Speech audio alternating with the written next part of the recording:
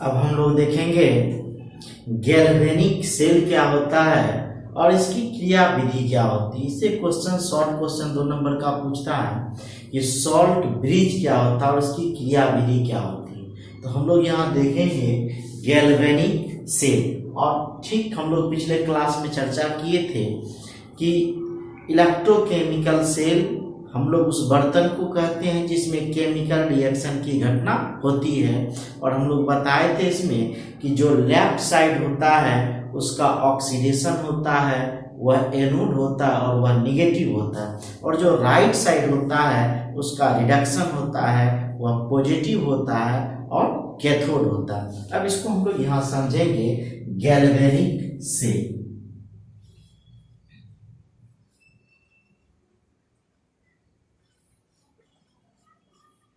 Galvanic cell question पूछता है कि गैल्वेनिक सेल क्या है। तो हम क्वेश्चन पूछेगा तो गैल्वेनिक सेल क्या है और इसके मैकेनिज्म को लिखें, क्रियाविधि को लिखें। अब गैल्वेनिक सेल देखिए, सबसे पहले हम लोग इसमें 2 बर्तन बनाते हैं, एक लेफ्ट साइड होगा और दूसरा राइट साइड होगा। एक लेफ्ट साइड हो गया और दूसरा जो बर्तन बनाए वह राइट साइड हो गया। ठीक है, ये 2 हम लोग बर्तन बना लिए।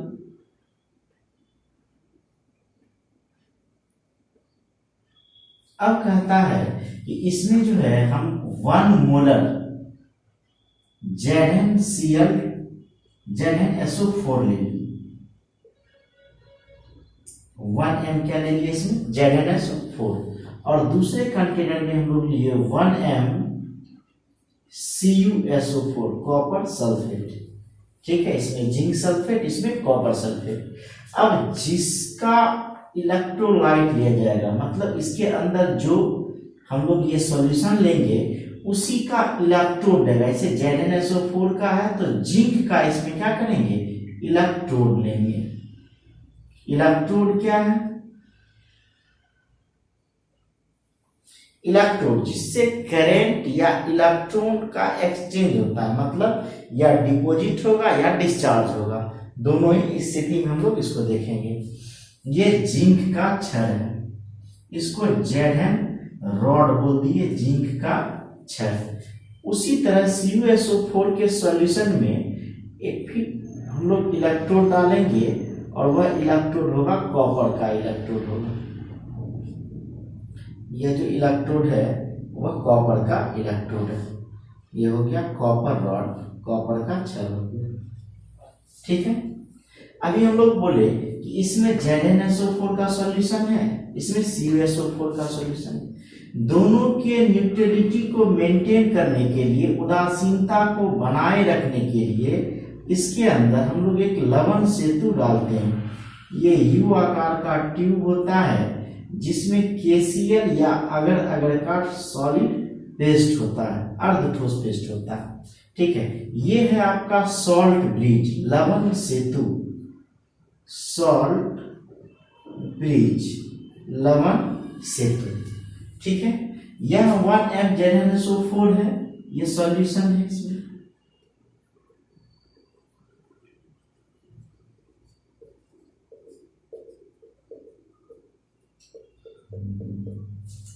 इसी तरह इसमें CuSO4 का सॉल्यूशन है।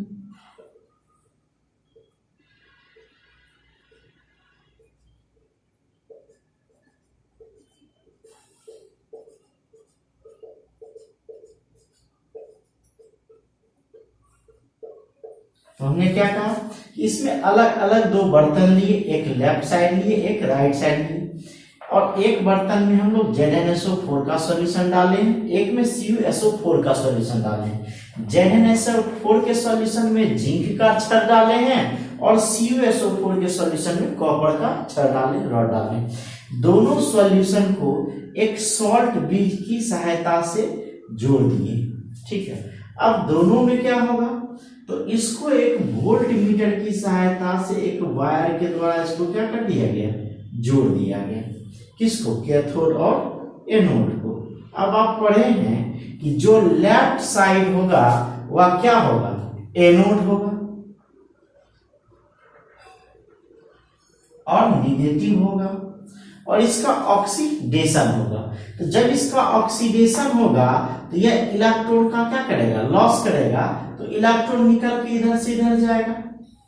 हम लोग पढ़े थे कि लेफ्ट साइड जो बर्तन होगा वह उसमें ऑक्सीडेशन होगा, वह एनोड होगा और वह निगेटिव होगा।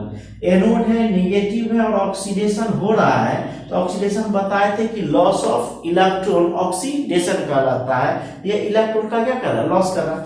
इलेक्ट्रॉन इधर से इधर जा रहा है तो इधर से इधर आ जाएगा। क्लियर। अब यह क्या हो जाएगा, कैथोड हो जाएगा और यह क्या हो जाएगा, पॉजिटिव हो जाएगा। पढ़े नहीं। अब एक बात है कि अगर इलेक्ट्रॉन एनोड से कैथोड की ओर जाता है तो जस्ट इसके अपोजिट डायरेक्शन में करंट जाता है। ठीक है। तो ये एक डायग्राम है, चित्र, इसको हम लोग समझें कि कहता है इसमें दो बर्तन लिया जाता है। एक बर्तन में ZnSO4 का सॉल्यूशन लिया जाता है, दूसरे बर्तन में CuSO4 का सॉल्यूशन लिया जाता है। ZnSO4 के सॉल्यूशन में जिंक का रॉड डाला जाता है, CuSO4 के सॉल्यूशन में कॉपर का रॉड डाला जाता है।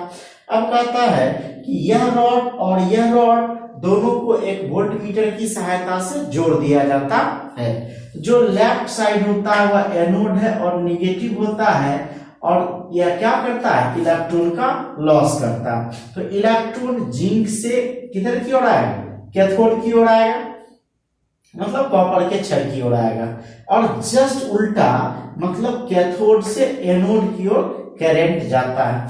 और इस दोनों को एक यू आकार का ट्यूब होता है जिसको हम लोग लवण सेतु कहते हैं, अंग्रेजी में शॉर्ट ब्रिज कहते हैं। उसकी सहायता से इसको क्या करते हैं, जोड़ देते हैं और इसमें KCl और अगर अगर का पेच डालते हैं। ठीक है, ताकि यह इसके और इसके न्यूट्रलिटी को मेंटेन करके रखे, उदासीनता को बनाए रखे। ठीक है।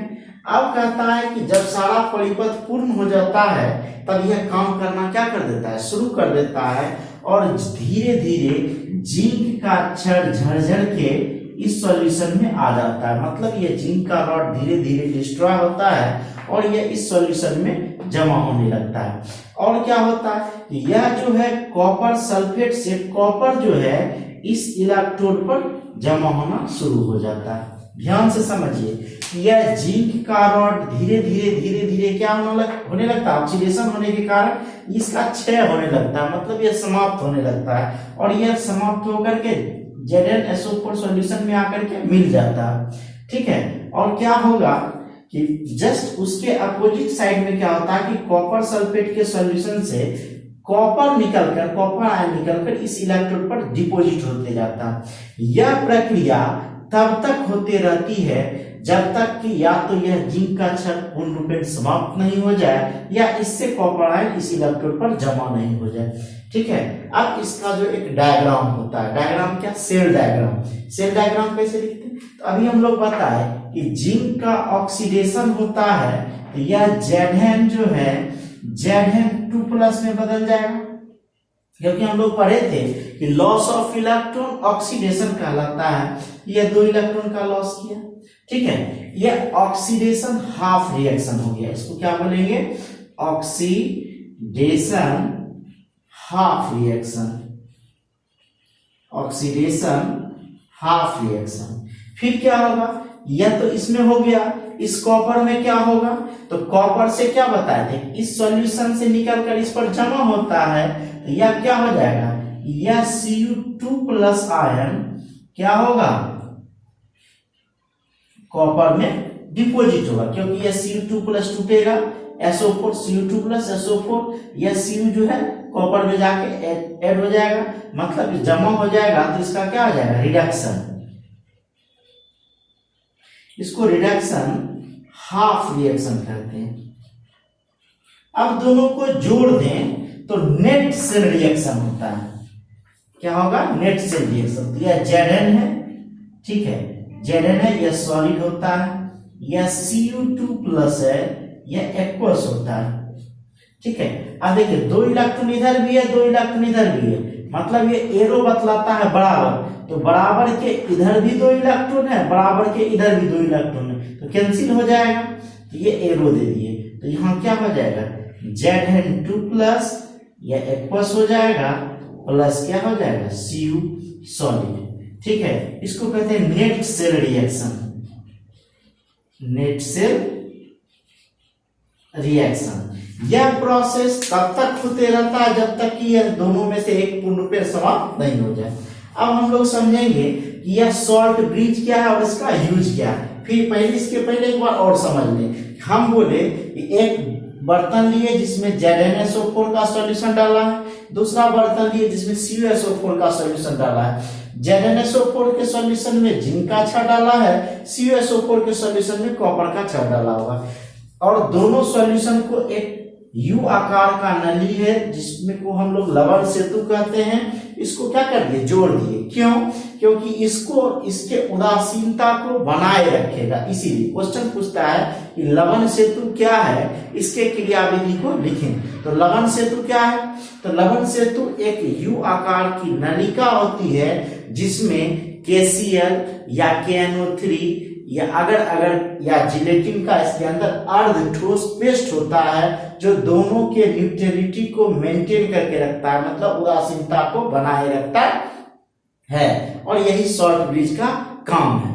ठीक है, इसमें इतना लिख दीजिएगा, 2 नंबर मिल जाएगा कि क्या कि लवण सेतु एक यू आकार की नली होती है जिसके अंदर KCl या KNO3 उसके साथ मिला होता है अगर या जिलेटिन, दोनों मिलकर एक अर्ध ठोस पेस्ट बनाता है, और इसका काम ये हो गया सॉल्ट ब्रिज। और इसका काम क्या होता है? तो यह जो है दोनों जो सॉल्यूशन है इसके उदासीनता को बनाए रखता है। अगर ऐसा नहीं होता तो फट से जैसे दोनों को जोड़े तुरंत फटाक से रिएक्शन होगा, खत्म हो जाएगा, लेकिन यह प्रोसेस धीरे धीरे होता है, आराम से होते रहता है, कोई दिक्कत। यह था सॉल्ट ब्रिज। अब हम लोग समझें कि हम लोग पढ़े थे जो लेफ्ट साइड होगा उसका ऑक्सीडेशन होगा, और ऑक्सीडेशन में पढ़े थे कि वह इलेक्ट्रॉन का त्याग करेगा। तो यह एनोड क्षण है, यह निगेटिव है, लेफ्ट साइड में है, इलेक्ट्रॉन का लॉस कर रहा है। ये राइट साइड में है, कैथोड है, पॉजिटिव है, इलेक्ट्रॉन को ग्रहण कर रहा है। ठीक है, और हम लोग बोले कि जिस दिशा में इलेक्ट्रॉन जाएगा इसके अपोजिट डायरेक्शन में करंट जाएगा। और इस डायग्राम के बाद हम लोग एक सेल रिएक्शन को लिख दिए। तो यह जो मेरा है यह आपका है सेल रिएक्शन। सेल रिएक्शन ये लिखना बहुत जरूरी है, अगर पूछ दिया तो। अब इसको एक सेल डायग्राम के रूप में भी हम लोग रिप्रेजेंट करते हैं कि सेल डायग्राम कैसे इसका लिखते हैं। तो देखिए शॉर्टकट में सेल डायग्राम ये भी पूछा हुआ क्वेश्चन है कि जैसे हमारा Zn है यह S है, सॉलिड है, और इससे किसमें बदलता है Zn2 प्लस यह क्या हो गया मेरा एक्वस हो गया। ठीक है, अब इस दोनों के बीच एक हम लोग सॉल्ट ब्रिज डाल देंगे, डबल से इसको इंडिकेट करते हैं, इसको कहते हैं सॉल्ट ब्रिज। अब फिर इधर क्या हो जाएगा? तो यहाँ फिर Cu हो जाएगा 2 प्लस यह एक्वस है, और यहाँ फिर क्या हो जाएगा Cu2 प्लस से किसमें कन्वर्ट हो रहा है कॉपर में, यह सॉलिड हो गया। यह जो हम लोग रिप्रेजेंट करते हैं यह सेल डायग्राम कहलाता है। क्या कहलाता है? Cell diagram. मतलब हम लोग इस पूरे रिएक्शन को ऐसे भी लिख सकते हैं, ये क्वेश्चन पूछता है। ठीक है, तो हम लोग एक बार और देख लेंगे गैल्वेनिक सेल। तो गैल्वेनिक सेल में 2 बर्तन होता है, एक लेफ्ट साइड होता है और एक राइट साइड होता है। लेफ्ट साइड जो बर्तन होता है वह उसमें ZnSO4 का सॉल्यूशन डाला जाता है, राइट साइड में जो होता है उसमें कॉपर सल्फेट का सॉल्यूशन डाला जाता है।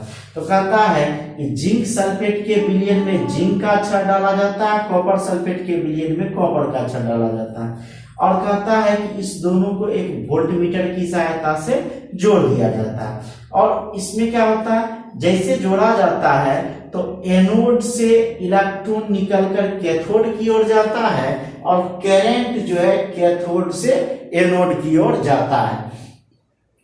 यह प्रक्रिया तब तक होती रहती है जब तक कि यह जिंक का क्षण समाप्त नहीं हो जाए या इस कॉपर सल्फेट से कॉपर इस पर जमा नहीं हो जाए। ठीक है, अब इस दोनों सॉल्यूशन को उदासीन बनाए रखने के लिए एक यू आकार का नली डाला जाता है जिसके अंदर KCl या KNO3 और अगर अगर या जिलेटिन का मिला हुआ एक पेस्ट होता है जो इसके और इसके उदासीनता को बनाए रखता है। तो यही लवण सेतु है और लवण सेतु का काम है। तो क्वेश्चन पूछेगा गैल्वेनिक सेल किसे कहते हैं, तो ये डायग्राम बना देना, बस यही बात लिख देना है, ठीक है। और सेल रिएक्शन तो लिख ही दीजिएगा। अगर ऐसा पूछे कि लवण सेतु किसे कहते हैं, तो सिर्फ लवण सेतु के बारे में लिखना है। ये लवण सेतु एक यू आकार की नलिका होती है जिसमें अगर अगर या KCl और उसके साथ जिलेटिन या अगर अगर का एक अर्धठोस पेस्ट होता है और इसका काम क्या होता है, यह विलयन के उदासीनता को बनाए रखता है। ठीक है, धन्यवाद।